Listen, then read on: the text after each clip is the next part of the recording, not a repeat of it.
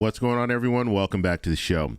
So we're going to talk about the debt ceiling and how the debt ceiling is going to plague Social Security and other programs in the future if they don't do something about this whole debt ceiling. So that's what we're going to focus on in this video. But first off, if you guys can do me a favor, please like the video, subscribe to the channel, hit that little bell notification, and then click all. By clicking all, you'll get notified anytime we post a video.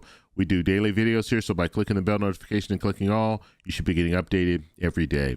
And just a reminder, if you're not getting notifications, let me know in the comments below, and follow me on Twitter at the TEC Show Live. Okay, so first I want to show you this quick clip. This is Katie Porter. She's at a committee hearing, and she's talking about this whole debt ceiling and why it's really, we don't need a debt ceiling. So let's play that. Here we go. Congress swears by this debt ceiling.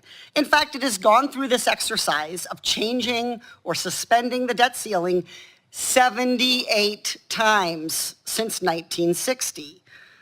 Dr. Edelberg, given 78 times of this debt ceiling that we think is going to somehow curb our budget decisions, has the United States lowered its debt? This didn't work for me in this hypothetical. Has it worked for the U.S.?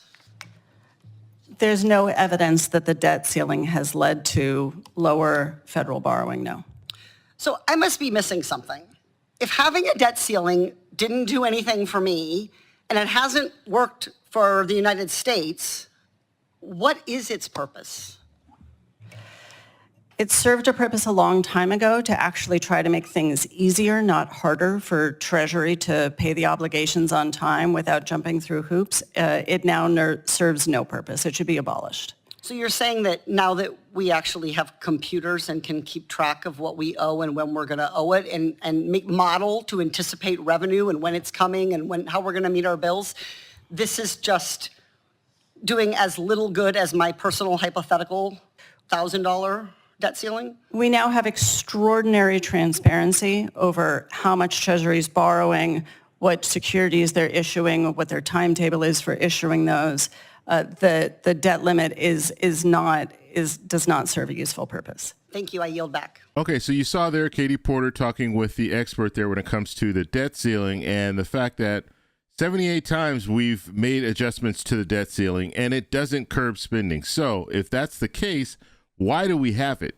And in the future, now we've set precedent. And so I want to show you a quick little illustration here, just to kind of drive this home when it comes to this whole debt ceiling and why we need to get rid of it, because it's only going to cause more pain in the future, and it will affect programs like Social Security and Veterans Affairs and just all the different agencies. As far as funding, this can really have a negative effect on a lot of these programs. And let me just show you what I'm talking about here. So if we're looking at our current situation, we have Republicans are controlling the House, we have Democrats controlling the Senate, and then we have a Democrat as president, okay? So this is our current setup.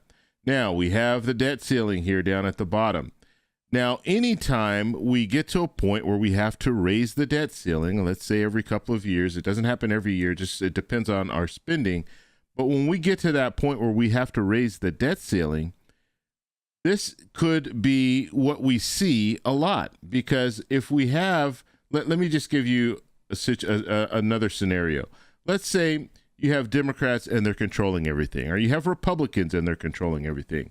If we're in this situation, it's very easy. Raise the debt ceiling. The House says, yeah, we need to raise the debt ceiling.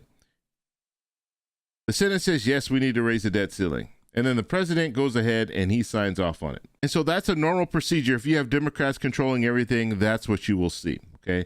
Now, even in the past, when we've had split government, and let's just go back to the Trump administration. So when you had a Republican in the White House, you had Republicans controlling the Senate, and for a part of President Trump's term, you had Democrats controlling the House. And when we were looking at the debt ceiling, guess what happened? There was no big negotiation. Democrats in the House said, you know what, raise the debt ceiling. And Republicans said, okay, we'll vote for that, raise the debt ceiling. And then the president signed off on it. But now that we're looking at this situation here, we have set precedent. Okay, and it's already, the damage is already done. So we've set precedent now because we have Republicans running the House, we have the president as a Democrat, and the Senate is run by Democrats. And the House said, you know what? We want major cuts. We want major cuts, or we're not going to raise the debt ceiling. Okay? We're not going to raise it unless we have these major cuts. And so now that they set this precedent, guess what's going to happen when Democrats control the House again? Let's say Democrats are controlling the House, and then we have a Republican that's in the White House, and then we can just say this, Republicans running the Senate. Now what's going to happen is we're going to have Democrats do the exact same thing. They're going to say, you know what? This debt ceiling needs to be raised. But you remember a few years back when we didn't have control of the House and you guys said, yeah, you know what? We want major cuts. The Democrats might say, we want to roll back all those cuts that you made, and we want additional spending in these different programs or in this different agency. And so that's what they're going to say when it comes to the debt ceiling. And they're going to hold the debt ceiling hostage. And then Republicans are going to be in the same situation where if they don't go along or at least negotiate with the Democrats, then they're not going to be able to raise the debt ceiling. And so what this is all about, it's about hurting the presidency. It's about hurting the president right before an election. That's the major reason why they're doing this, because we have normal budget talks that can happen. And if you want to make cuts and things like that, you can talk about that when you talk about the budget. When you organize the budget every year, they have to put together a budget for the future. And so in this situation, the only reason they're doing this is because they want their cuts. The Republicans want their cuts. So let's go back to our current situation. So you have the Democrat here, you have a Democrat here, and then you have Republicans here. And so the Republican strategy right now, hurt the president, and then also get what they want by using the debt ceiling. And so in the future, if we have split government, you're going to see this tactic used over and over again when it comes to the debt ceiling. They're going to use the debt ceiling in order to get what they want. And they haven't done it in the past. And now this situation, because of the situation, you're going to see this over and over again. And they're going to need to do something about this whole debt ceiling, get rid of the debt ceiling, because if they don't, it's only going to hurt the people. It's going to hurt us. It's going to hurt these different programs that rely on the government to be, a stable government. And that's the big problem here. And Senator Bernie Sanders actually mentioned this a couple of days ago when he was being interviewed. He said, you know what? That's my biggest fear. My biggest fear is not the fact that they won't get a deal in this case, but my biggest fear is the fact that now this is going to be used. They're going to use this all the time. And Republicans will do this over again. And if Democrats don't control the White House, but they control one of the chambers, either the House or the Senate, they're going to do the same thing. They're going to say, you know what? We're just not going to move forward with the debt ceiling until you meet our demands. And so we need to take a real serious look when it comes to the debt ceiling. It serves no purpose.